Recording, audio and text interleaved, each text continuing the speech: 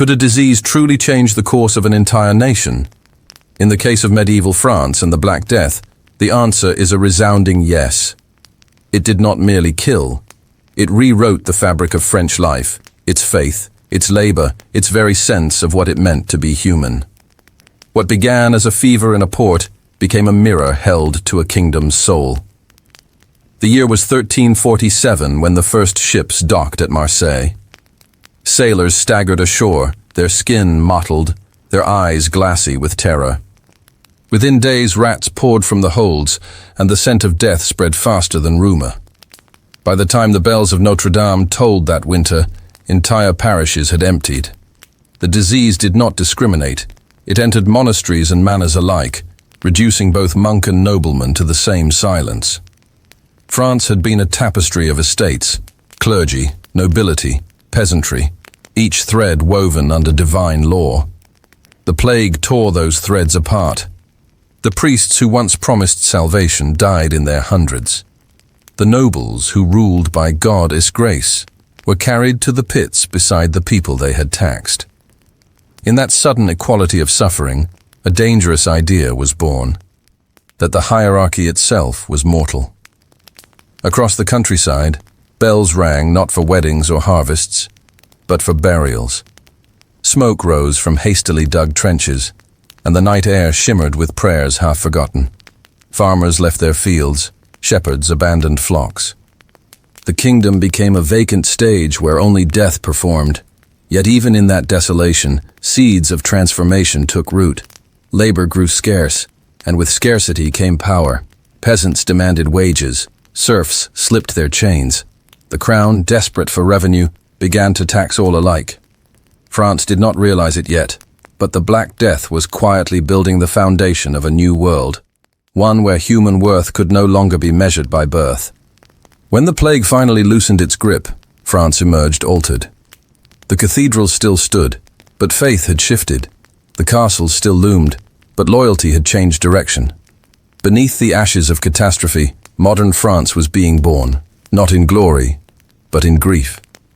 And so, as we journey through this story, remember, history's greatest revolutions rarely begin with swords.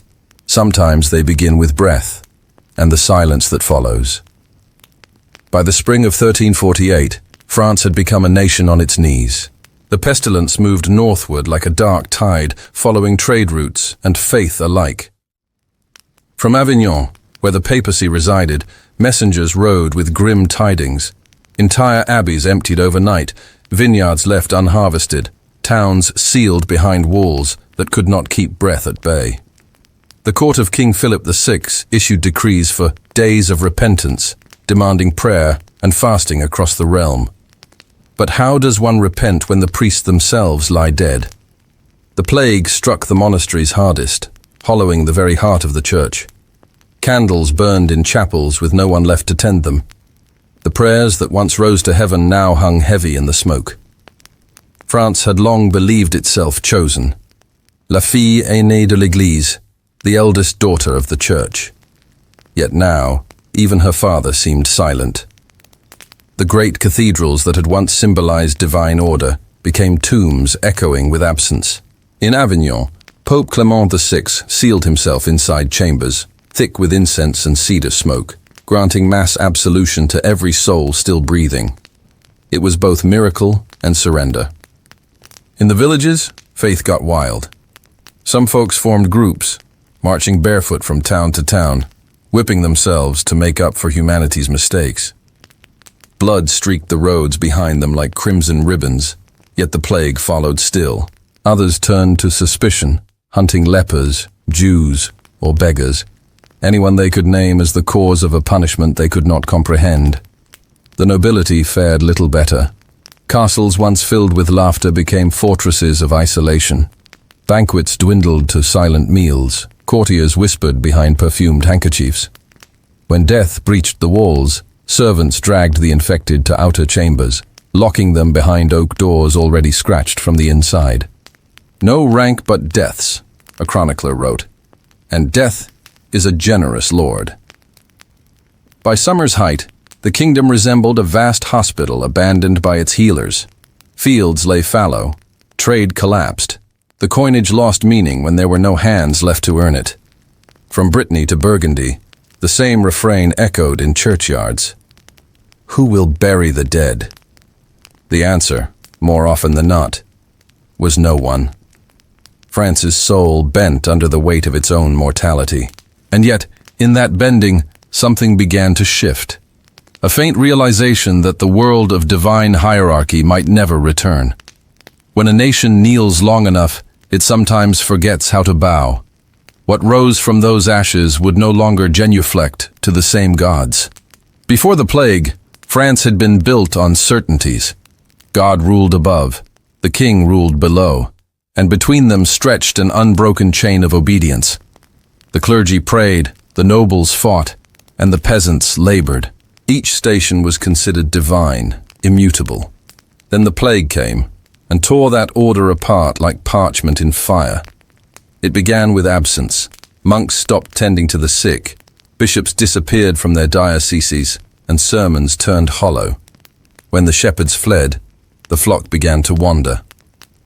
Across the countryside, villagers gathered in fields once blessed for harvests, demanding answers from a sky that gave none. Rumors spread that the end of days had come. Others whispered that the church itself had sinned. The old language of fear turned inward. With priests gone, burial fell to common hands. Farmers buried priests, children buried parents, gravediggers buried each other. In the void left by faith, superstition flourished. Some wore charms made of crushed emeralds. Others burned incense and recited fragments of Latin they barely understood. The sacred and the profane danced uneasily together in the same dust. The nobles, too, found their thrones rotting beneath them. Armies disbanded as knights deserted their banners. Castles filled with corpses and silence. A duke in Normandy famously ordered his own moat, drained to bury the dead within it, turning defense into grave. Taxes could not be collected when there were no peasants left to pay them. Gold piled up uselessly in coffers, while harvests rotted in the fields. In the streets of Paris, where the stench of death thickened the air, beggars and merchants scavenged side by side.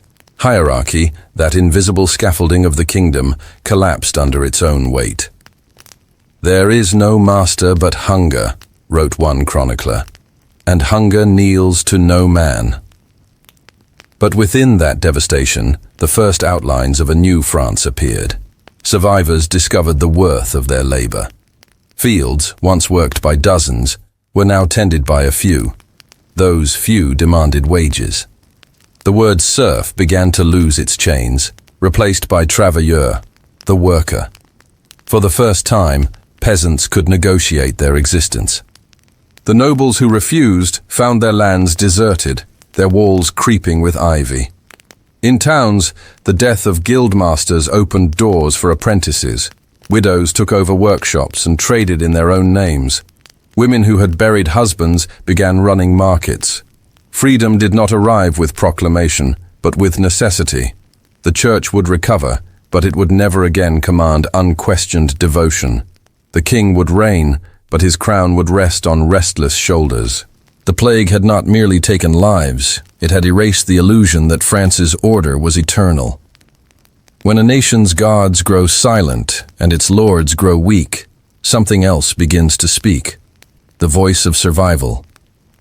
And in that voice, whispered through the ruins of monasteries and manors alike, modern France began to breathe its first uncertain words. When the pestilence at last loosened its grip, France was left standing in a mirror it did not recognize. The faces staring back were leaner, harder, and wary of heaven. Survival had come, but it arrived carrying its own demands. The bodies were gone, but the void remained. Villages half abandoned, fields crawling with weeds, bridges collapsing for lack of stonemasons. In the silence that followed, a strange new arithmetic emerged. Labor was rare, and rarity breeds value. For the first time, those who worked the land began to name their price. Lords sent heralds into empty hamlets offering higher pay, free plots, promises of safety. Men and women, once bound by duty, now chose where to serve. The language of obligation shifted quietly into the language of contract. And from those first contracts would grow the idea that a man's worth could be measured by skill, not by birth. But change carries its own contagion. The nobility, watching their estates crumble, answered rebellion with decree. Wages were capped by law, movement forbidden without the Lord's consent. Royal edicts declared that labor must return to its natural order. Yet nature had already rewritten itself. Workers fled at night, forming wandering bands of free laborers, half vagrants, half visionaries, moving from province to province, selling strength to the highest bidder.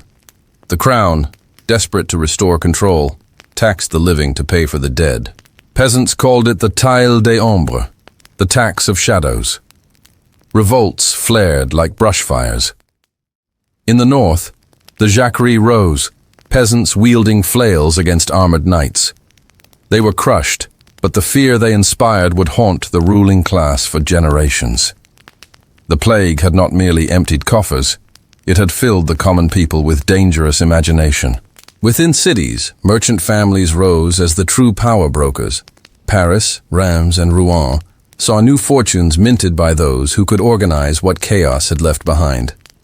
Gold flowed where faith once had. Commerce replaced crusade. Ambition replaced loyalty. Even love and death changed their currency. Marriages became bargains of survival. Cemeteries expanded beyond church walls. Holy ground could no longer contain such volume. The boundary between sacred and profane blurred until one could not tell where salvation ended and pragmatism began. Chroniclers wrote of a France both renewed and haunted, reborn but never innocent. "We live," one monk scribbled in the margin of his plague diary, "but it is a living made of mourning." The kingdom survived because it had no choice. But survival demanded something deeper than endurance. It demanded transformation. Every breath taken in the years after the Black Death carried the echo of the bargain that saved the nation.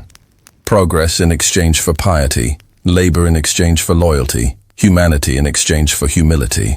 And so, in surviving, France became something new, stronger, yes, but less sure of its soul. By the late 1350s, the air above France was thick, not only with mourning, but with the scent of rebuilding.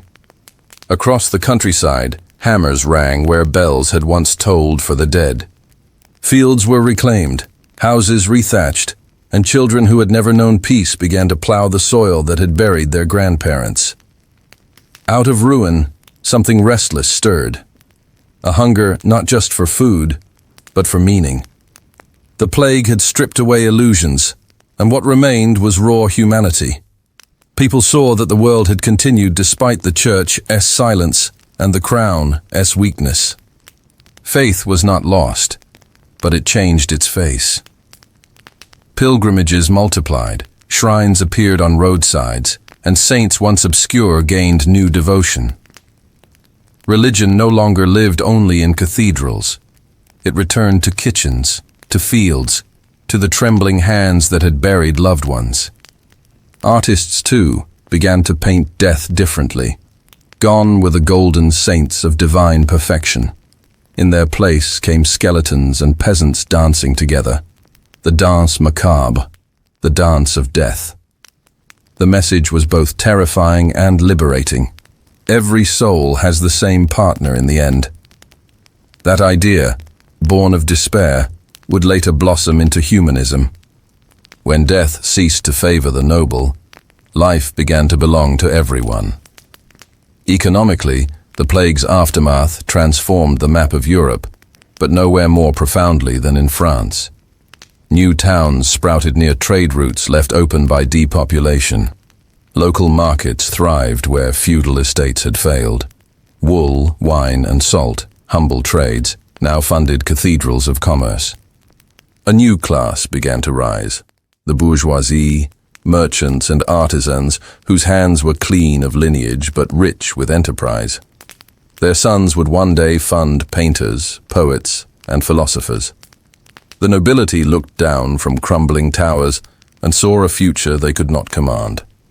Even the monarchy, bloodied and indebted, began to court these new powers. The king could no longer govern by decree alone. He needed cooperation, coin, and consent. Out of necessity, the first fragile threads of civic participation began to form, the earliest murmurs of what centuries later would become revolution. Yet progress carried guilt. Survivors felt haunted by the grace that spared them. Clergymen preached that prosperity born of plague was unholy, but few listened.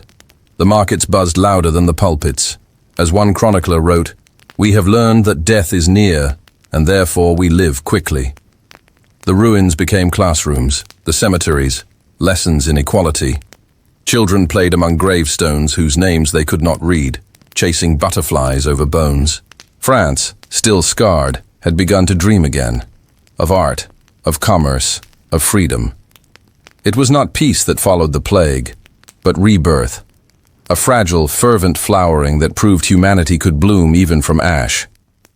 The century that followed the plague was a long echo of its upheaval.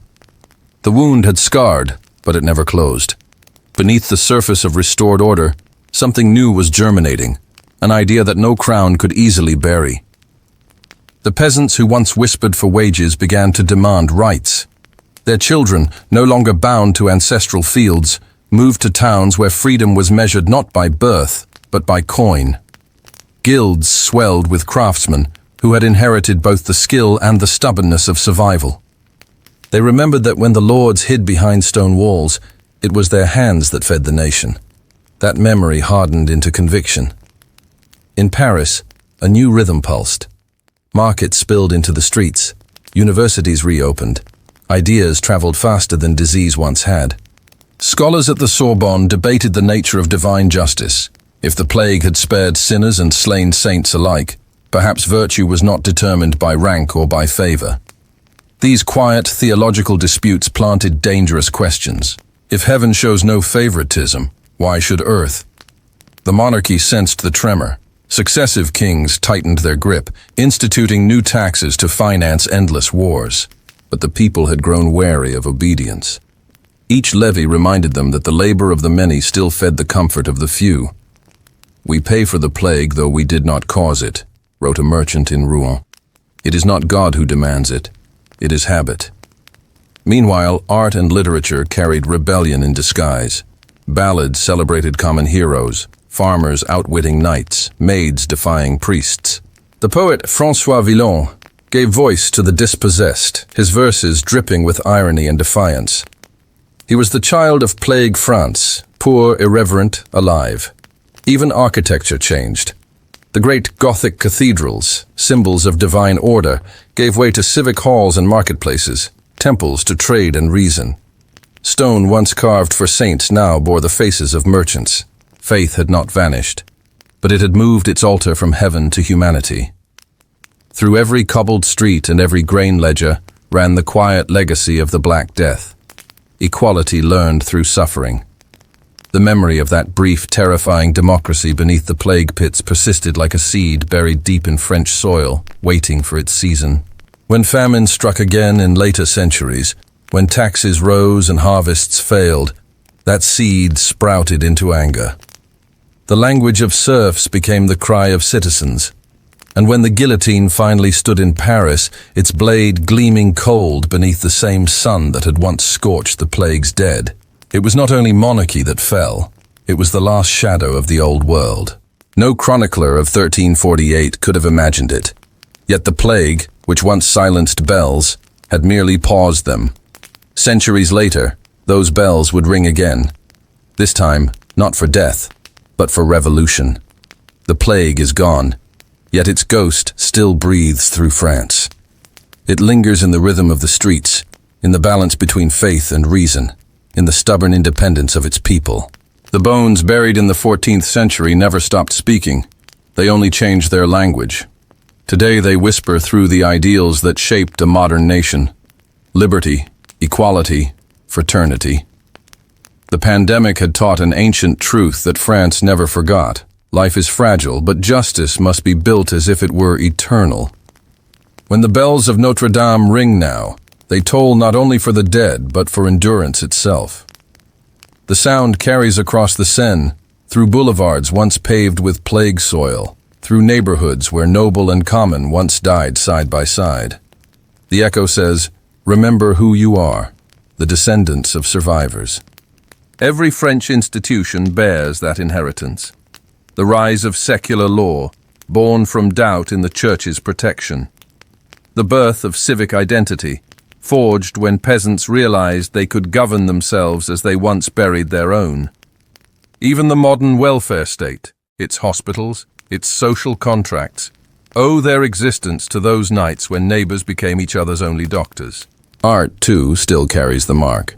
The stoic faces in French sculpture, the tragic calm of its literature, the romance that always smells faintly of grief, all descend from that century when beauty and death shared the same breath. The cathedrals that survived stand not just as monuments of faith, but as memorials to adaptation. Their stones remember both prayer and plague, both incense and smoke. Modern France often calls itself a rational nation, a child of enlightenment and revolution.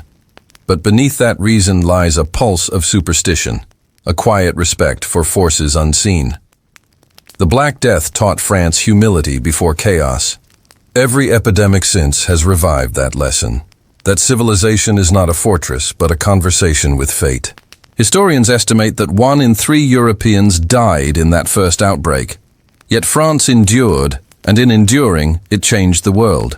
From its suffering emerged not only reforms but imagination, the conviction that the human story can be rewritten, that systems can die and be reborn. The plague destroyed medieval France. What rose from its ashes was the beginning of the modern age. So when we speak of progress, we speak of ghosts. The freedom to question authority, the dignity of labor, the belief that equality is sacred. These are the gifts of those who perished nameless in the pits of 1348. If this story followed you into the dark tonight, let it stay. Leave a thought for the forgotten architects of modern life, the dead who built tomorrow with their absence. And if you choose to walk with us again, subscribe and step deeper into the labyrinth of forgotten truths. Because some truths deserve to be remembered, no matter how much they hurt.